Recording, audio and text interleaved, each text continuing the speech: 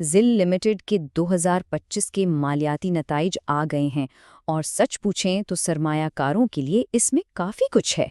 चलें ज़रा तफसील में जाकर देखते हैं कि आखिर कहानी है क्या। सबसे पहले एक नंबर पर नज़र डालते हैं जो सबकी तवज्जो का मरकज़ है, 25%। तो ये 25% आखिर है क्या?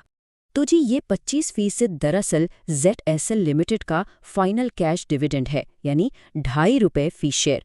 ये वो ऐलान है जो बोर्ड ऑफ डायरेक्टर्स ने साल 2025 के लिए किया है और जाहिर है शेयर होल्डर्स के लिए ये एक बड़ी खुशखबरी है। तो चलें सबसे पहले इसी बड़ी खबर यानी डिविडेंड के ऐलान की ही बात कर लेते हैं। अच्छा, तो डिविडेंड तो है ही, लेकिन इसके साथ साथ कंपनी ने अपनी 86वीं सालाना जनरल मीटिंग यानी AGM की तारीख भी बता दी है। ये मीटिंग 16 अप्रैल 2026 जुमेरात को सुबह 10 बजे कराची में होगी। ठीक है, ये सब तो बहुत अच्छा है, लेकिन सवाल ये पैदा होता है कि आखिर कंपनी की परफॉर्मेंस कैसी रही जिसकी बुनियाद पर इतना बड़ा डिविडेंड दिया जा रहा है। देखें, किसी भी कामयाब साल की कहानी का आगाज अक्सर टॉप लाइन यानी कंपनी की सेल्स से होता है। और यहाँ चार्ट में साफ नजर आ रहा है कंपनी की नेट सेल्स में एक अच्छा खासा इजाफा हुआ है।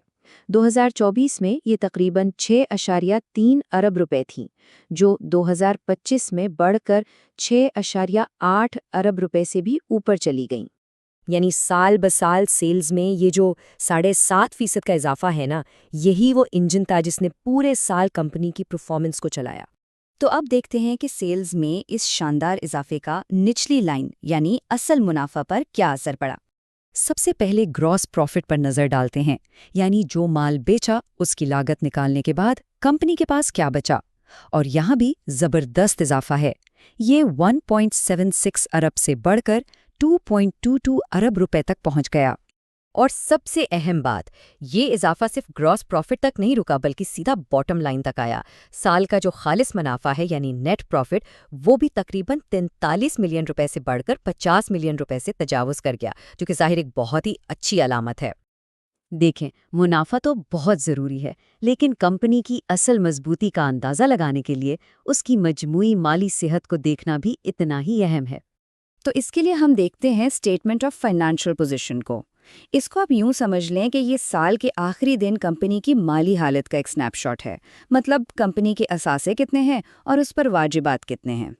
और फिर आती है स्टेटमेंट ऑफ कैश फ्लोज। ये हमें पूरे साल की कहानी बताती है कि पैसा कहाँ से आया और कहाँ गया, यानी कारोबार के अंदर कैश का बहाव कैसा रहा। और ये टेबल इन दोनों की एक बेहतरीन तस्वीर पेश करता है। देखें, कुल असासों और कुल इक्विटी दोनों में इजाफा हुआ है, लेकिन जो चीज़ सबसे ज़्यादा मुतासिर कुन है वो है net cash from operations.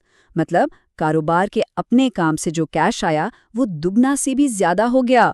99 million से सीधा 207 मिलियन रुपए के करीब पहुंच गया। ये बहुत बड़ी बात है। तो अब आते हैं उन अहम तारीखों पर जिनका शेयर होल्डर्स को खास ख्याल रखना है। ये टाइमलाइन सब कुछ वाजे कर देती है। 9 अप्रैल 2026 आखिरी तारीख है डिविडेंड के हकदार बनने के लिए। इसके बाद 10 अप्रैल से शेयर ट्रांसफ़र बुक्स बंद हो जाएंगी, जो फिर सीधा 16 अप्रैल को AGM वाले दिन ही दोबारा खुलेंगी। तो खलासा कलाम ये है कि 2025 में कंपनी की जो मजबूत कारकर्दगी रही उसने शेयर होल्डर्स को बराह रास्त और वाज़ेह फ़ायदा पहुंचाया है। तो 2025 के ये नताइज ZIL लिमिटेड के लिए एक बहुत मजबूत बुनियाद तो फराहम करते हैं, लेकिन अब आगे देखना होगा। असल सवाल यही है कि इस बढ़ते हुए मुनाफे और ज़बरदस्त कैश फ्लो के साथ कंपनी 2026 में इस मोमेंटम को कैसे बरकरार रखती है और इसे मज़ीद कैसे आगे लेकर जाती है।